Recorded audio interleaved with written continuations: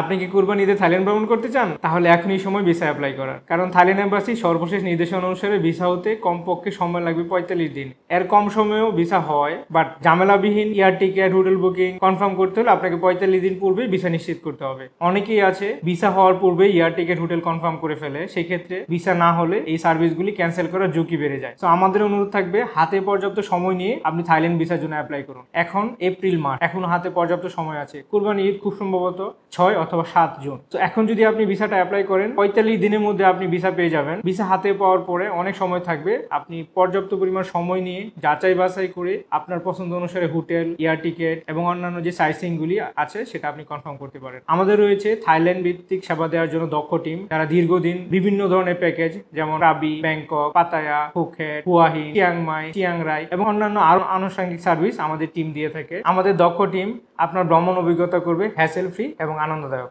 ধন্যবাদ।